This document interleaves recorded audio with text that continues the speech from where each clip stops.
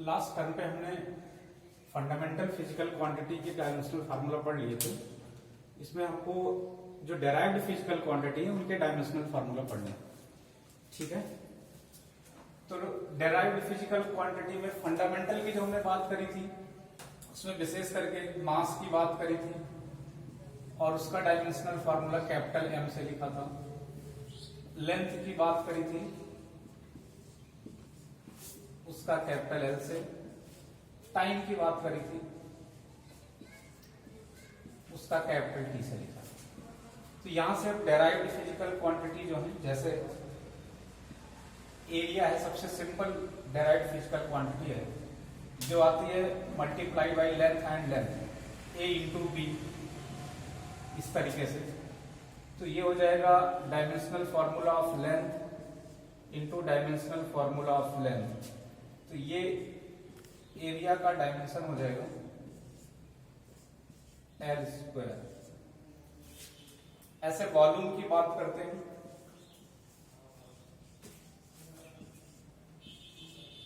तो वॉल्यूम होगा ए into B into सी।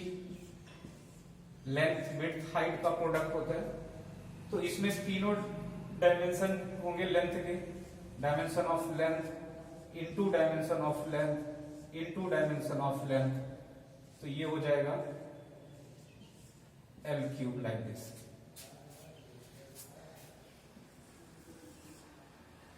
इसके बाद हम डायमेंशन ऑफ डेंसिटी देखेंगे, वॉल्यूम मास डेंसिटी। तो डेंसिटी होता है मास अपान वॉल्यूम, मास अपान वॉल्यूम।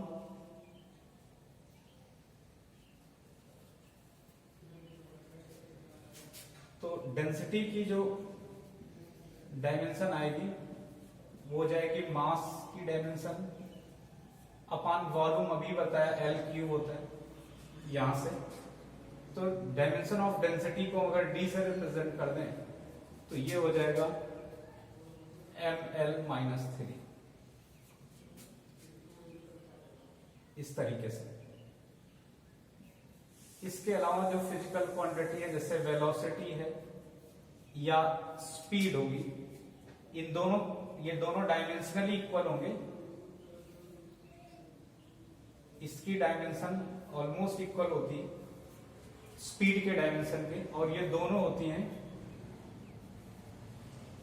डिस्प्लेसमेंट अपॉन टाइम, ये होता है velocity, and distance upon time होता है स्पीड। मतलब दोनों की अगर हम ओवरऑल डायमेंशन देखें तो डायमेंशन ऑफ लेंथ होगी, क्योंकि डिस्प्लेसमेंट एक लेंथ है, और टाइम की डायमेंशन ये हो जाएगी टी।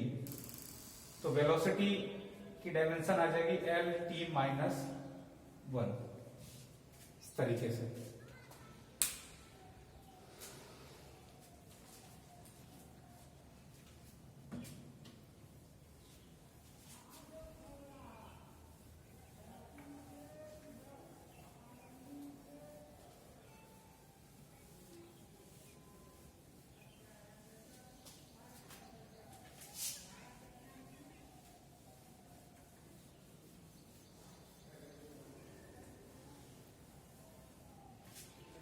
इसके बाद नेक्स्ट फिजिकल क्वांटिटी है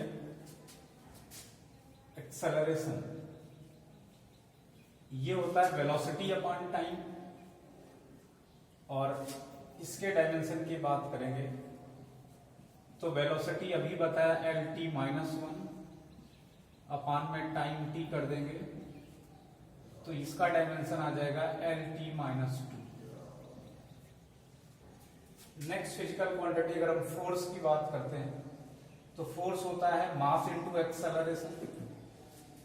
तो डायमेंशन ऑफ मास हो जाएगा, अगर इसके एफ की डायमेंशन हम ले टोटल, तो ये हो जाएगी dimension of mass into dimension of acceleration, अभी एल टी माइनस 2, ये बताया मैंने। तो यहां से ये हो जाएगा एम एल टी माइनस 2, इस तरीके से। इसके बाद हम डायमेंशन ऑफ वर्क डन की बात करते हैं।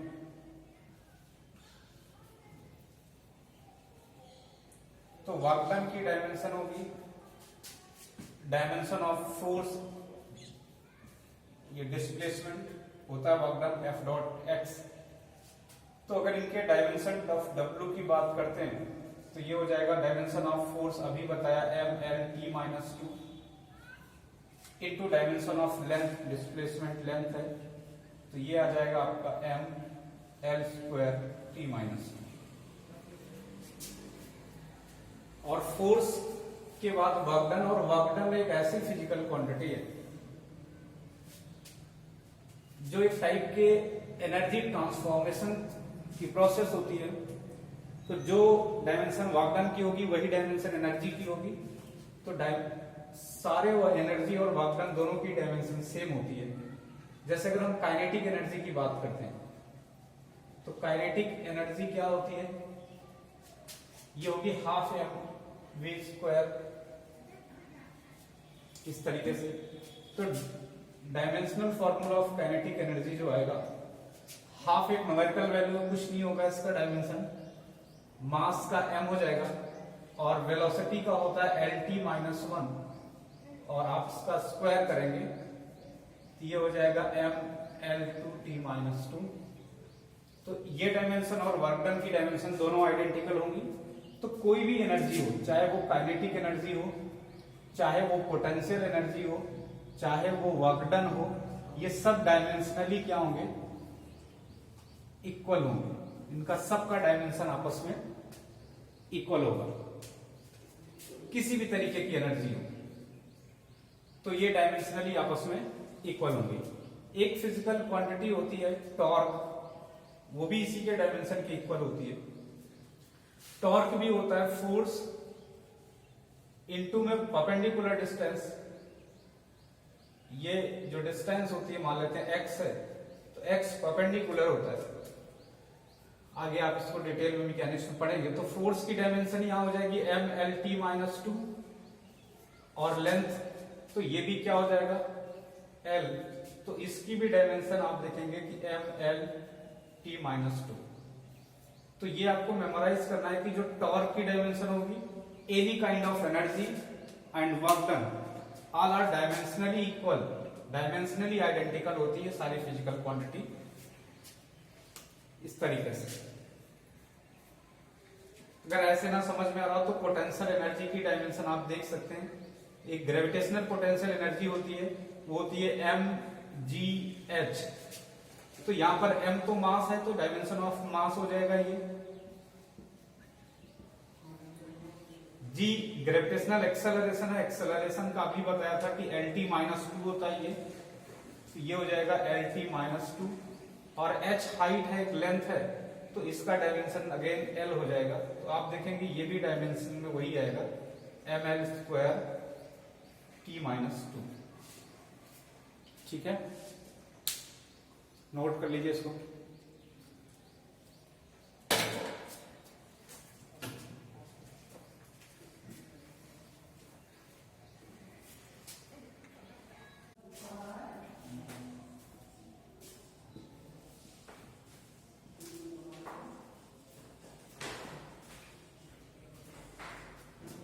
नेक्स्ट फिजिकल क्वांटिटी है लीनियर मोमेंटम।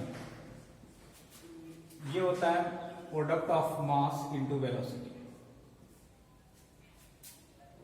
तो इसको हम p से रिप्रेजेंट करते हैं, तो डायमेंशन ऑफ p हो जाएगा डायमेंशन ऑफ मास इनटू में डायमेंशन ऑफ वेलोसिटी। तो ये हो जाएगा कैपिटल M, ये lt माइनस 1, तो ये हो जाएगा mlt माइनस 1।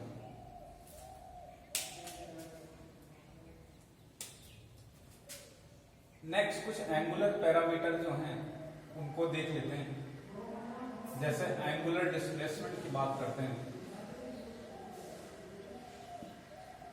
तो इसे थीटा से रिप्रेजेंट करते हैं, और ये वैल्यू मैंने बताया था पिछले टर्म पे, ये होता है आर्क अपॉन रेडियस। तो आर्क भी एक टाइप की लेंथ है और रेडियस भी एक टाइप की लेंथ है। तो इनका जो डायमेंशन होगा, ये यूनिटी मतलब डायमेंशन लेस फिजिकल क्वांटिटी होती है angular moment, sorry angular displacement. ये एक डायमेंशन लेस फिजिकल क्वांटिटी है।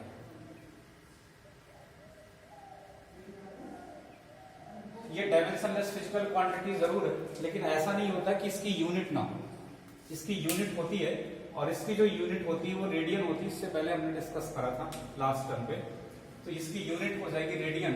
तो ये यूनिट होती है इस फिजिकल क्वांटिटी की, बट डायमेंशन नहीं होती। तो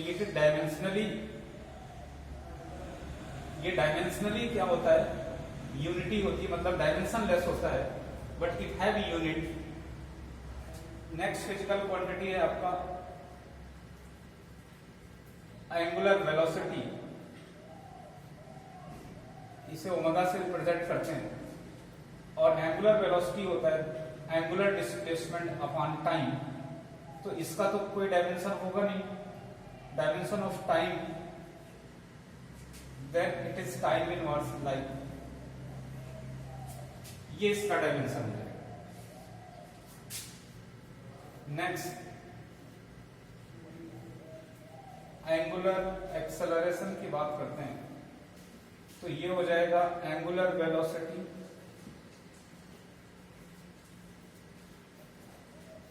अपॉन में टाइम, और डायमेंशन ऑफ एंगुलर वेलोसिटी जो होगी ये आपका एंगुलर एक्सेलरेशन, इसका डायमेंशन हो जाएगा, dimension of angular velocity mean t-1 upon time. तो ये हो जाएगा t-2। कभी कभी इसको ऐसा भी हम लिखते हैं, चाहे इसका डायमेंशन हो चाहे इसका डायमेंशन हो। जैसे ये डायमेंशन t-1 को हम ऐसा भी लिख सकते हैं कि m0 L0 t-1। ये भी लिखने का तरीका है। किसी की भी पावर 0, मैथ में क्या होगी, किसी भी की पावर 0 आप 1 कर सकते हो। m पावर 0 1 होगा, l पावर 0 1 होगा। तो यही लिखा हुआ है, लिखने का तरीका थोड़ा सा चेंज कर देता है कभी कभी एग्जाम में, तो ये ध्यान रखना आप। ऐसे इसको भी हम लिख सकते हैं m raise to the power 0 l raise to the power 0 t-2।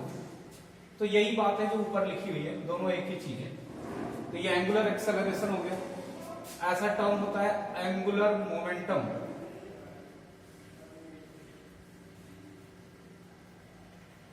और जो एंगुलर मोमेंटम होता है इसे L से रिप्रेजेंट करते हैं, और ये होता है mass into velocity into distance. ये सब डिटेल में आप मैकेनिक्स में पढ़ेंगे कि फॉर्मूला आते कैसे हैं, क्या है, इनका क्या मतलब है।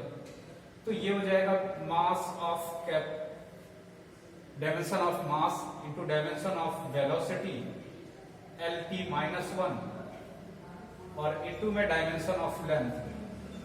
तो ये हो जाएगा mL² t-1। इस तरीके से यहां से एंगुलर मोमेंटम का एक फॉर्मूला और होता है, आप इसे मॉडर्न फिजिक्स में पढ़ेंगे भी। m is equal to L is equal to NH/2π। तो यहां पर ये होता है प्लांक्स कांस्टेंट, और इसकी डायमेंशन अभी हमने बताई आपको 2 एक नंबर है, इसका कोई डायमेंशन होगा नहीं। पाई जो है ये भी एक वैल्यू है 22/7, इसकी भी कोई डायमेंशन नहीं होगी। n भी एक नंबर ऑफ सेल होता है 1 2 3 1 to infinity। ये भी क्या है कि एक डेफिनेट नंबर है या न्यूमेरिक वैल्यू है जिसका भी कोई डायमेंशन नहीं होगा। तो L जो होगा इसका डायमेंशन सीधे डायमेंशन ऑफ h होगा। तो यहां से प्लांक्स कांस्टेंट की डायमेंशन हम बता सकते हैं कि वही डायमेंशन होगी जो डायमेंशन L की होगी, मतलब एंगुलर मोमेंटम की होगी। और ऊपर हम यहाँ mL² t-1। तो यहां से प्लांक्स कांस्टेंट और एंगुलर मोमेंटम दोनों की डायमेंशन क्या हो जाएगी, सेम हो जाएगी। कई बार एग्जाम में क्वेश्चन पूछता है तो वहां पूछता है कि आपको ऑप्शन ऐसे देगा कि उसमें डायमेंशन नहीं देगा, फिजिकल क्वांटिटी देगा, और पूछता है कि which of the following physical quantity have similar dimension as Planck's constant। तो उसमें एंगुलर मोमेंटम ऑप्शन में होगा तो आप उसे सही कर सकते हैं। या कभी एंगुलर मोमेंटम पूछेगा कि इसकी डायमेंशन किस फिजिकल क्वांटिटी से मैच करती है या किससे मैच करेगी, जो नीचे ऑप्शन दिए उसमें प्लांक्स कांस्टेंट दिया होगा तो आप उसको कर सकते हैं। तो ये आपका ओवरऑल हो जाएगा। ये कुछ डेराइव्ड फिजिकल क्वांटिटी है जिनका डायमेंशन आपको हमने डायमेंशन निकालने के जो तरीके होते हैं वो धीरे धीरे आपको बता रहे हैं। धीरे धीरे आपको इनको याद नहीं करना है, न रटना है, बस ये निकालने का तरीका कि आपको अगर फंडामेंटल फिजिकल क्वांटिटी के डायमेंशन आते हैं तो डायरेक्ट फिजिकल क्वांटिटी जो बनी है उन्हीं से बनी है, तो वो डायरेक्ट उनके वैल्यू रखनी है। अब रही बात कि फार्मूला कैसे याद होगा, तो ये धीरे धीरे आप फिजिक्स पढ़ते जाएंगे, चीजें आती जाएंगे, तो आपको भी याद होता जाएगा ये सब।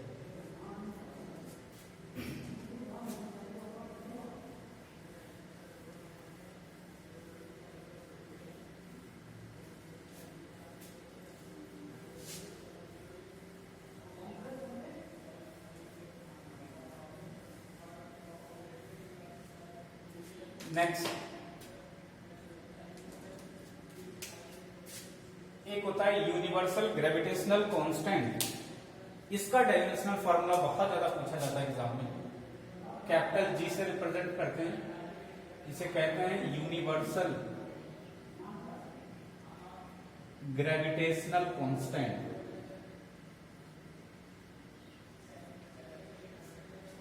तो इसका डायमेंशन आपसे पूछा जाता है कि इसका डायमेंशनल फार्मूला क्या होगा। तो यूनिवर्सल ग्रेविटेशनल कांस्टेंट का डायमेंशनल फार्मूला लिखने से पहले आप थोड़ी सी बात आगे हालांकि डिटेल में पढ़ेंगे। जब दो मैसिव बॉडी होती है, दो बॉडी में मास है और वो कुछ सेपरेशन के साथ रखी हो कहीं पर, तो उन पर अकॉर्डिंग टू न्यूटन्स लॉ उन पर क्या लगता है, ग्रेविटेशनल फोर्स लगता है। और वो जो फोर्स होता है F, वो डायरेक्टली प्रोपोर्शनल होता है प्रोडक्ट ऑफ मासेस के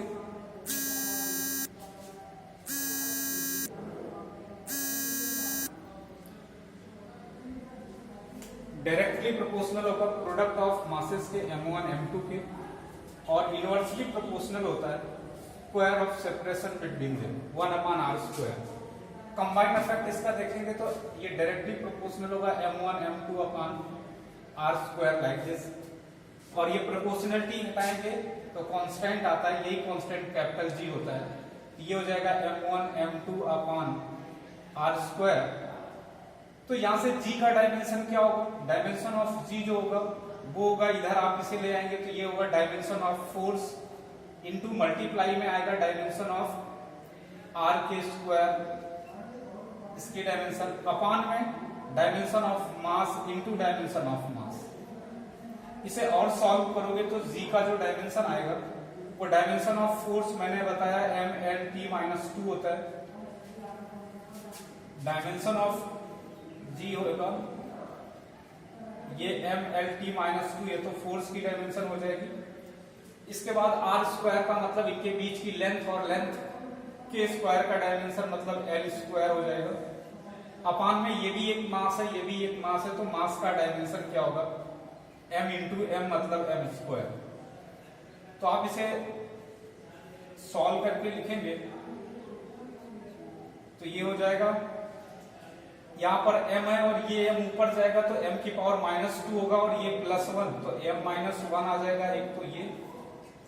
उसके बाद l की पावर 1 है और यहाँ पर l की पावर 2 है, मल्टीप्लाई करने पे पावर ऐड होती है, आप जानते हैं बेसिक मैथ है। ये ml3 हो जाएगा और t-2। तो ये यूनिवर्सल ग्रेविटेशनल कांस्टेंट की डायमेंशन होती है। ये निकालने का भी थोड़ा सा तरीका बता दिया, इसके बारे में भी मैंने थोड़ा सा बता दिया कि आप जानते रहे। यहाँ पर m1 m2 ये दोनों मास हैं। जब ग्रेविटेशन आपके वहां डिटेल में है वहां पढ़ेंगे तो इसके बारे में जानेंगे भी। तो ये ग्रेविटेशनल एक्सेलरेशन के बारे में है। नेक्स्ट जो डायमेंशन आती है वो बहुत ज्यादा एग्जाम में पूछी जाती है, यूनिवर्सल गैस कांस्टेंट की। ये सब ऐसी डायमेंशन है कि एग्जाम में जरूर आ जाते हैं। Universal gas constant,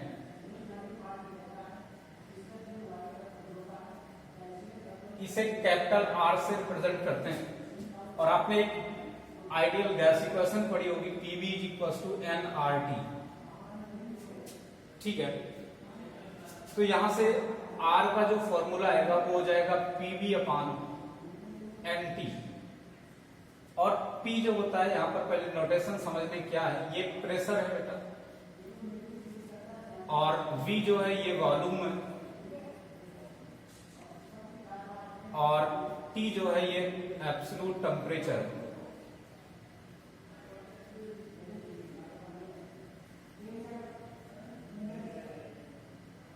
absolute temperature ये, और n जो है वो नंबर ऑफ मोल है।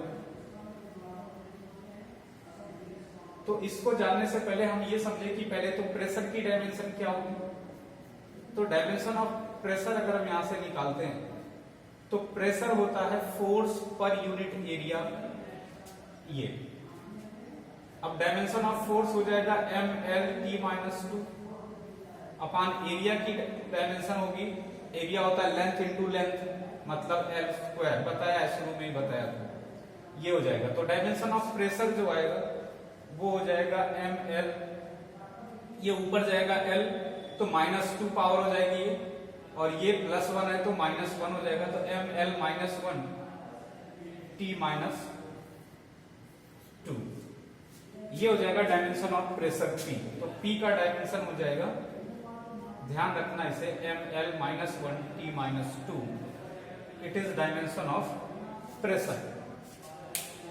ठीक है, नोट करिए इसे।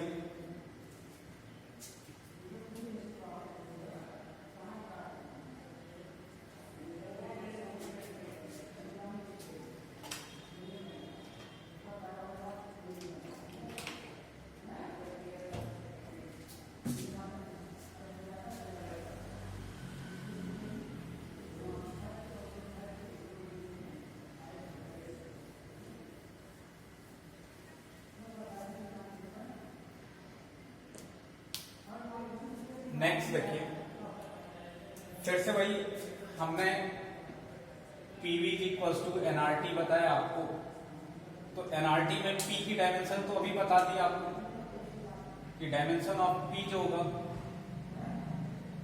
वो F/A फोर्स अपान एरिया मतलब mL(T-2) अपान L²।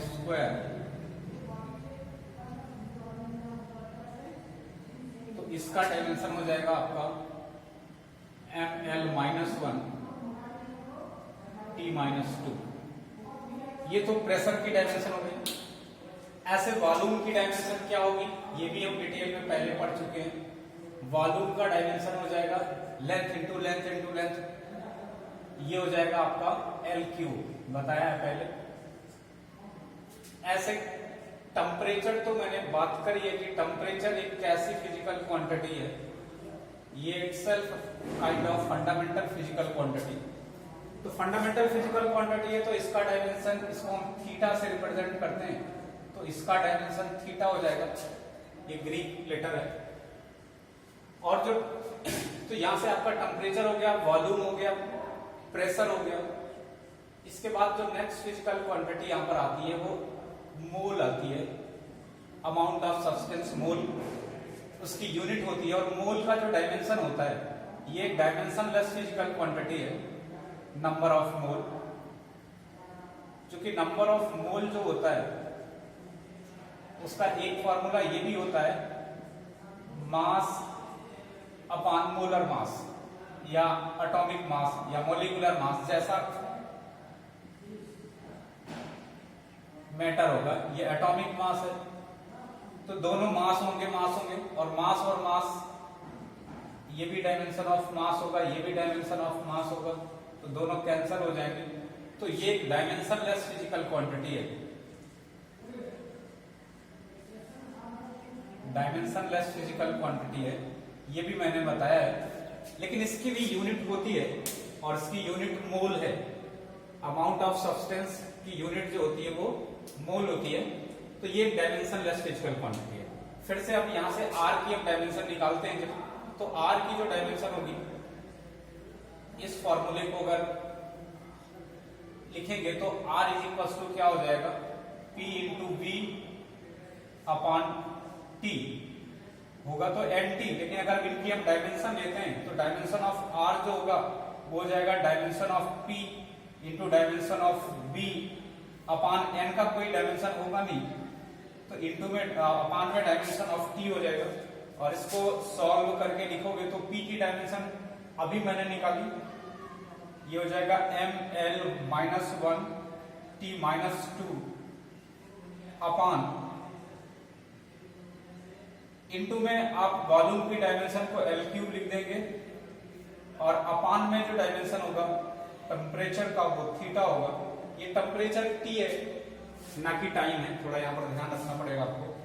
तो ये हो जाएगा m, ये हो जाएगा L-1 और इधर L-1 था और इधर L³ था, तो एक पावर यहाँ जुड़ेगी तो ये माइनस में है, ये तीनों प्लस में है, तो ये L² होगा और ये हो जाएगा आपका T-2 और ये थीटा जब ऊपर जाएगा तो पावर +1 है तो -1 हो जाएगी। तो ये dimension of universal gas constant हो जाएगा mL² T-2 थीटा -1। तो किस तरीके से इसको निकालते हैं ये आपको ध्यान रखना है।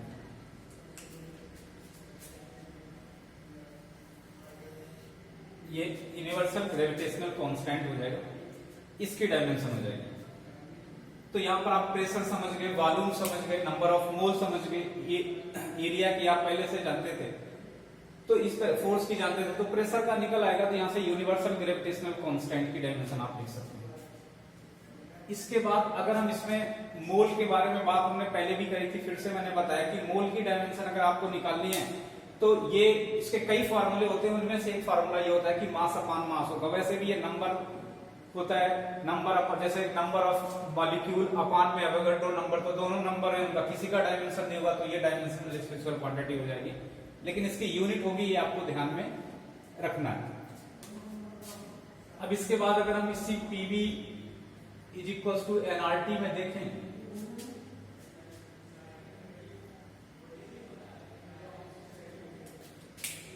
तो एक टर्म होता है पीवी = इसको नंबर ऑफ मोल का एक फॉर्मूला होता है, केमिस्ट्री में आप पढ़ेंगे, नंबर ऑफ मॉलिक्यूल या atom upon Avogadro number into R into T, इस तरीके से। अब इस फॉर्मूले को थोड़ा सा और मॉडिफाई करेंगे आप, ये हो जाएगा, ये तो n एक नंबर ऑफ मॉलिक्यूल है या एटम है, और ये हो जाएगा R/Na और ये हो जाएगा आपका T। तो ये जो R/Na होता है ये एक अलग कांस्टेंट होता है और ये होगा किसके इक्वल, PV/T के, दोनों डायमेंशनल इक्वल होंगे। इसको हम एक अलग कांस्टेंट बोलते हैं, K से रिप्रेजेंट करते हैं, और ये होता है बोल्ट्जमैन कांस्टेंट। बोल्ट्जमैन कांस्टेंट कहते हैं इसे। और ये जो बोल्ट्जमैन कांस्टेंट होता है इसकी डायमेंशन जो होगी वो इतने के डायमेंशन के इक्वल होगी, और इत्तेफाक से इतने की जो डायमेंशन है वही डायमेंशन ऑफ R है। आप देखें तो P की डायमेंशन, V की डायमेंशन अपॉन T की डायमेंशन। इसका मतलब ये होगा कि जो बोल्ट्जमैन कांस्टेंट K की डायमेंशन होगी वही डायमेंशन R की होगी, और वही डायमेंशन इस फिजिकल क्वांटिटी की होगी PV/T की, और उसकी जो वैल्यू होगी वो मैंने लिखा है, ये हो जाएगा mL² T-2 theta -1 like this. तो ये डायमेंशन हो जाएगा बोल्ट्जमैन कांस्टेंट। ऐसे बहुत सारी फिजिकल क्वांटिटी हैं जिनका डायमेंशन आपको कैलकुलेट करना है, लेकिन अगर आपको फार्मूला मालूम होगा तो आप सबका डायमेंशन कैलकुलेट कर सकते हैं। तो फार्मूला हम जैसे जैसे धीरे धीरे फिजिक्स पढ़ते जाएंगे, सारे फार्मूले आते जाएंगे, तो सब आपको पता पड़ते जाएंगे। तो सारी फिजिकल क्वांटिटी का डायमेंशन रटना नहीं, याद नहीं करना, जैसे जैसे आता जाएगा वैसे वैसे आप भी करते जाएंगे। तो कुछ का मैं बता दे रहा हूँ, आपको करने का तरीका भी सिखा दे रहा हूँ। कुछ सेकंड पेपर के बता देते हैं, इलेक्ट्रिक फील्ड, इलेक्ट्रिक फोर्स के और चीजों के जो इलेक्ट्रिक पैरामीटर है, नोट कर लीजिए इसे पहले।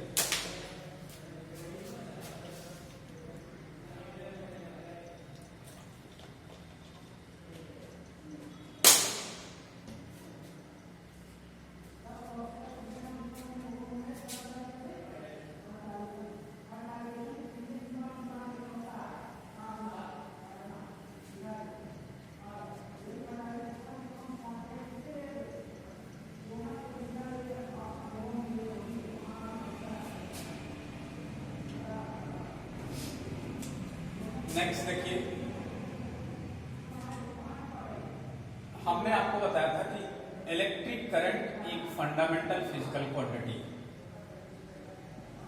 अगर इलेक्ट्रिक करंट की बात करें तो इसे I से रिप्रेजेंट करते हैं, ये एक फंडामेंटल फिजिकल क्वांटिटी है। और इलेक्ट्रिक करंट जो होती है वो होती है Q/T, charge flowing per unit time को हम क्या बोलते हैं, इलेक्ट्रिक करंट कहेंगे। और इस फंडामेंटल फिजिकल क्वांटिटी आई की डायमेंशन हमने बताई थी कि इसको हम कैपिटल ए से इसकी डायमेंशन लिखते हैं, क्योंकि फंडामेंटल फिजिकल क्वांटिटी इसका डायमेंशन भी वैसे ही होगा, तो ये कैपिटल ए सिंगल लेटर में होगा। अब यहां से हम क्या कर सकते हैं, डायमेंशन ऑफ चार्ज निकाल सकते हैं। अगर हम चार्ज की डायमेंशन की बात करें तो चार्ज क्या होगा, यहां से चार्ज होगा करंट इंटू टी, टी मतलब टाइम हो जाएगा। तो डायमेंशन ऑफ आई हमको पता है, and dimension of T, T is also fundamental physical quantity and its dimension is capital T. Then what will be the dimension of the charge, dimension of charge इसको Q से represent करते हैं, small Q से भी लिखते हैं। तो dimension of Q जो होगा it is dimension of I mean A into dimension of time. तो चार्ज का डायमेंशन हो जाएगा ए इंटू टी। ऐसे हम क्या कर सकते हैं, इलेक्ट्रिक फील्ड एक इलेक्ट्रोस्टैटिक पैरामीटर है, इलेक्ट्रोस्टैट में हम लोग पढ़ेंगे, और एक फॉर्मूला होता है इसको भी पढ़ेंगे, F = Q × E। तो यहाँ पर Q चार्ज है, E इलेक्ट्रिक फील्ड है, और ये एक इलेक्ट्रोस्टैटिक फोर्स है F। तो यहां से हम क्या बता सकते हैं, डायमेंशन ऑफ E अगर हमको निकालना है, then dimension of E is equal to dimension of F over dimension of Q। और डायमेंशन ऑफ F आप जानते हैं कि ये होता है mLT-2, ये हमने पढ़े से बता रखा है आपको। और डायमेंशन ऑफ Q अभी आपको बताया कि ये हो जाएगा A × T।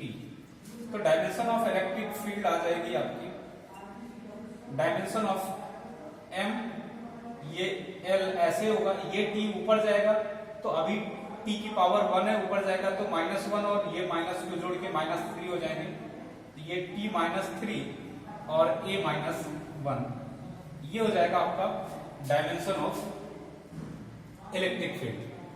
ऐसे एक नई फिजिकल क्वांटिटी है इसी में, जिसको हम बोलते हैं इलेक्ट्रिक पोटेंशियल। इलेक्ट्रिक पोटेंशियल को हम कैपिटल बी से रिप्रेजेंट करते हैं, V से ये, और इसका जो फॉर्मूला होता है, एक फॉर्मूला होता है वाकडन जो होता है W, ये होता है charge Q × potential difference V। तो वाकडन का डायमेंशन आप जानते हैं, चार्ज का डायमेंशन जानते हैं, तो यहां से पोटेंशियल का डायमेंशन क्या हो जाएगा, डायमेंशन ऑफ पोटेंशियल जो होगा वो डायमेंशन ऑफ वाकडन अपॉन में डायमेंशन ऑफ चार्ज हो जाएगा। तो डायमेंशन ऑफ चार्ज अभी आपको बताया वाकडन हो जाएगा mL²T-2 अपान में क्या हो जाएगा, ये A × T हो जाएगा।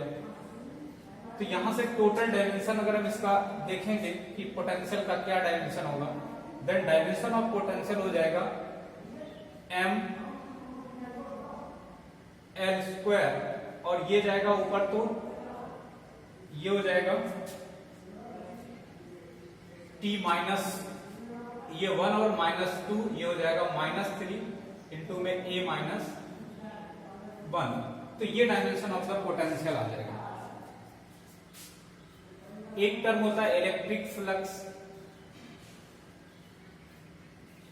यहां से एक चीज आप ये समझ पा रहे होंगे, इसे फाई से रिप्रेजेंट करते हैं, कि जितने भी डायमेंशन होते हैं हम सब निकाल सकते हैं अगर हमको फंडामेंटल फिजिकल क्वांटिटी के डायमेंशन, जैसे मास का M, L का लेंथ का कैपिटल L, टाइम का कैपिटल T, इलेक्ट्रिक करंट का जो है वो कैपिटल A, टेम्परेचर का थीटा, ये हमको पता है। तो ये इन्हीं से जो डेराइव्ड फिजिकल क्वांटिटी इन्हीं से आएंगी, तो इनका डायमेंशन हम बता सकते हैं। बस हमको क्या मालूम हो, फॉर्मूले मालूम हो। तो फॉर्मूले तो फिजिक्स पढ़ते पढ़ते आ जाएंगे धीरे धीरे, और अगर आपको फॉर्मूले मालूम है, जैसे हम फॉर्मूला बता पा रहे हैं, तो आप भी फट से डायमेंशन निकाल देंगे। तो डायमेंशन में कुछ याद नहीं करना है, और ऐसा भी नहीं कि हम सारे फिजिकल क्वांटिटी का यहाँ पर डायमेंशन बताएं, बस आपको कुछ तरीके बता दें, इसके बाद आप खुद सारे फिजिकल क्वांटिटी का डायमेंशन निकाल सकते हैं। फ्लक्स जो होता है वो होता है E.A, आगे आप इसे डिटेल में पढ़ेंगे। और E यहां पर होता है इलेक्ट्रिक फील्ड और A होता है area vector.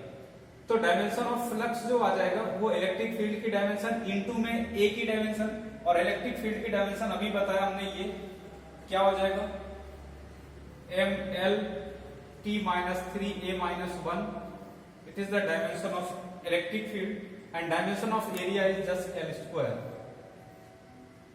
The dimension of flux is equals to m L cube t minus 3 a minus 1 like this. ये हो जाएगा। तो ये m L t minus 3 a minus 1 होता है, ये m L squared t minus 3 a minus 1 हो जाएगा, और m L cube t minus 3 a minus 1।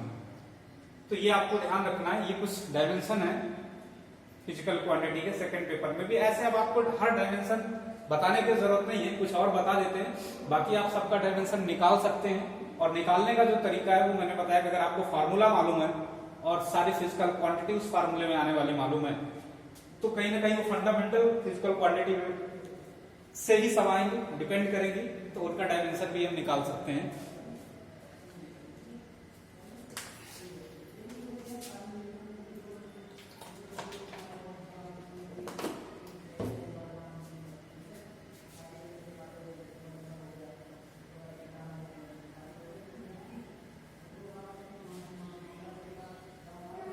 Next देखिए,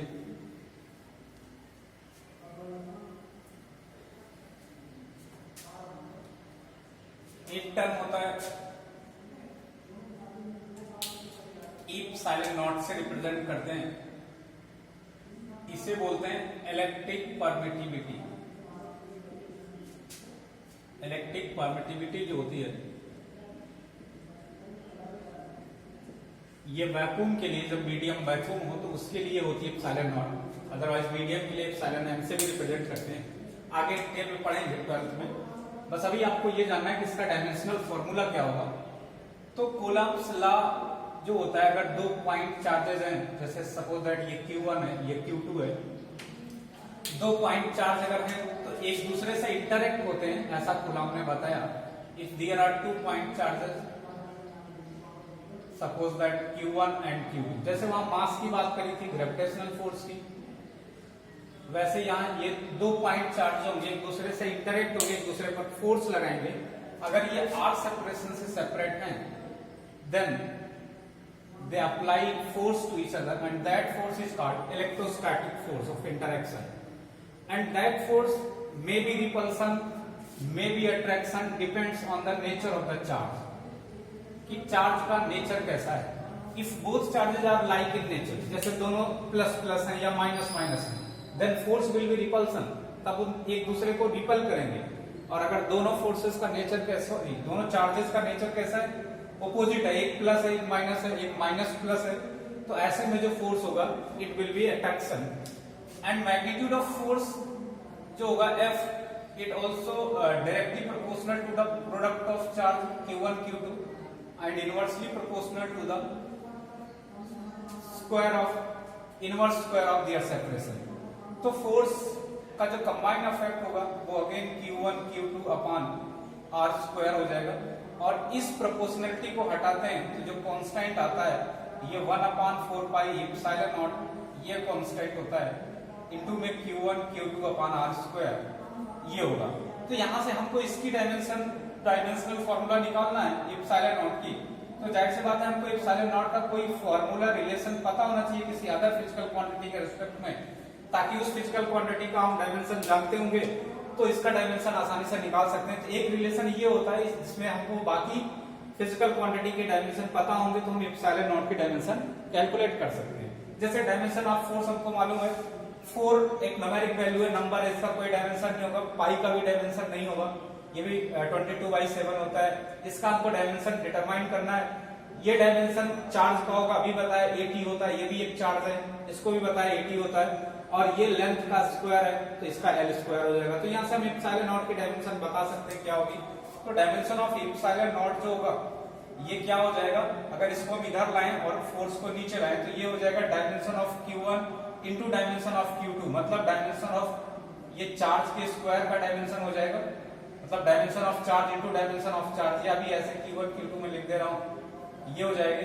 अपान में फोर्स का डायमेंशन हो जाएगा और इनटू में लेंथ के स्क्वायर का डायमेंशन हो जाएगा ये। इसको और सॉल्व करोगे तो डायमेंशन ऑफ Q1 80 होगा, इनटू डायमेंशन ऑफ Q2 भी 80 होगा, अपान में डायमेंशन ऑफ फोर्स जो होगा वो होगा MLT माइनस 2, इनटू में डायमेंशन ऑफ R स्क्वायर होगा, मतलब लेंथ का स्क्वायर, इस तरीके से। और इसको सॉल्व करने पे आप ये पाएंगे कि ये जो कंबाइंड वैल्यू आएगी डायमेंशन ऑफ एप्सिलॉन नॉट जो होगा it will be equals to, इसको m को ऊपर ले जाएंगे तो ये माइनस ऑफ 1 होगा, देन m माइनस 1 पावर, और l को ऊपर ले जाएंगे और ये एक l है तो ये l क्यूब होगा, ऊपर जाएंगे तो l माइनस ऑफ 3 हो जाएगा, तो m माइनस 1 l माइनस 3। और अगर इसके बाद देखेंगे तो टाइम का यहाँ पर क्या है t स्क्वायर है, मतलब t इंटू टी, और यहाँ पर t की पावर माइनस ऑफ 2 है, और जब ये ऊपर जाएगी तो ये प्लस की 2 होगी, और प्लस की 2 ऑलरेडी यहाँ पर है, तो ऐड करेंगे पावर को, मल्टीप्लाई करने पे पावर ऐड होगी, तो time t raise to the power 4 हो जाएगा, और इसके बाद a स्क्वायर हो जाएगा, a इंटू a क्या हो जाएगा a स्क्वायर हो जाएगा। तो ये डायमेंशन आ जाएगा आपका एप्सिलॉन नॉट का। एक बार फिर से देख लें आप कि डायमेंशन हमने कहा कि चार्ज की डायमेंशन है तो a t होता है, दूसरा भी चार्ज है तो a t हो जाएगा, मतलब a स्क्वायर t स्क्वायर हो जाएगा। नीचे आपको डायमेंशन ऑफ फोर्स रखना है तो dimension of mass into l into T minus 2, ये डायमेंशन ऑफ फोर्स हो जाएगा। डायमेंशन ऑफ लेंथ का स्क्वायर करेंगे तो ये आ जाएगा, और इनके कंबाइन इफेक्ट को देखेंगे तो यहाँ से ये पावर 1 है, ऊपर जाएगा तो माइनस ऑफ 1 होगा, ये l है और ये l स्क्वायर है तो ये l क्यूब हो जाएगा, ऊपर जाएगा तो माइनस में पावर हो जाएगा, ये माइनस में पावर है, ऊपर जाएगा तो प्लस में होगा, तो ये t स्क्वायर होगा, और यहाँ पर t square t raise to the power 4 हो जाएगा, और ये a स्क्वायर आपका इस तरीके से। तो ये एप्सिलॉन नॉट की डायमेंशन हो जाएगी। किसी की भी आप डायमेंशन कैलकुलेट कर सकते हैं, डायमेंशनल फॉर्मूला निकाल सकते हैं, बशर्ते आपको उसका फॉर्मूला उस फिजिकल क्वांटिटी का रिलेशन किसी अदर फिजिकल क्वांटिटी के रिस्पेक्ट में आपको आती हो, तब आप कैलकुलेट कर सकते हैं इस तरीके से। ऐसे अगर हम बात करते हैं फोर्स, तो चाहे इलेक्ट्रिक फोर्स हो चाहे मैकेनिकल फोर्स हो, किसी भी तरीके का फोर्स होगा तो फोर्स की डायमेंशन तो वही होगी जो डायमेंशन यहाँ पर दी हुई है। एंगुलर पैरामीटर के भी कई सारे डायमेंशन हमने आपको बताए, टॉर्क के डायमेंशन बताए। अब इसमें इलेक्ट्रिक फ्लक्स के बाद एक होता है इलेक्ट्रिक डायपोल। इलेक्ट्रिक डायपोल इसे P से रिप्रेजेंट करते हैं, कैपिटल P से, और कैपिटल P जो होता है वो होता है Q इंटू 2L या Q इंटू L लेंथ होता है, आगे आप पढ़ेंगे। तो यहाँ से ये इलेक्ट्रिक डायपोल है, इलेक्ट्रिक डायपोल मोमेंट भी बोलते हैं। यहाँ पे ये चार्ज हो गया और ये लेंथ हो गई, तो इसका जो डायमेंशन होगा, ये प्रेशर नहीं है, ध्यान रखना, इलेक्ट्रिक डायपोल है, तो इसका डायमेंशन हो जाएगा आपका डायमेंशन ऑफ Q, मतलब a t इंटू डायमेंशन 2 का कोई डायमेंशन नहीं होगा, और L का जो डायमेंशन होगा वो लेंथ होती है, तो ये क्या आ जाएगा आप यहां से, ये हो जाएगा L की डायमेंशन लेंथ की एल टी, और फिर ये हो जाएगा ए, तो यहां से इस P का डायमेंशन ये आ जाएगा। तो किसी भी फिजिकल क्वांटिटी का डायमेंशन आप डिटेल में बता निकाल सकते हैं, बस आपको क्या मालूम होना चाहिए, उस फिजिकल क्वांटिटी का किसी दूसरी फिजिकल क्वांटिटी के साथ रिलेशन मालूम होना चाहिए। तो बाकी आप डायमेंशन जो भी बुक में दिए हुए जो भी फिजिकल क्वांटिटी सबका डेराइव्ड का निकालिएगा फॉर्मूले के साथ, और बाकी जैसे जैसे हम फिजिक्स पढ़ते जाएंगे, फॉर्मूले आते जाएंगे, तो वहां पर भी हम डायमेंशन उन फिजिकल जो नई फिजिकल क्वांटिटी होंगी जिनका कभी नहीं आपने सुना होगा, उनका डायमेंशन आप खुद निकाल लेंगे जब रिलेशन आपको पता हो जाएगा। इसके बाद जो नया टॉपिक है उसमें हम लोग पढ़ेंगे एप्लीकेशन ऑफ डायमेंशनल फार्मूला। इस डायमेंशन का एप्लीकेशन क्या है, ये कहां कहां हम इसे यूज करेंगे, उसकी बात करेंगे। तो नेक्स्ट पे हम लोग पढ़ेंगे एप्लीकेशन ऑफ डायमेंशन। आप में जो इनकी एप्लीकेशन है उनकी हम बात करेंगे। तो ये यहीं से स्टार्ट करेंगे, एप्लीकेशन ऑफ डायमेंशन, यहां से नेक्स्ट आंसर हम लोग स्टार्ट करेंगे। और पीछे के दोनों लेक्चर आप सही से देख लेंगे तो ये आगे की चीजें और अच्छे से समझ में आएंगी। अभी बेसिक है। ठीक है भाई, थैंक यू।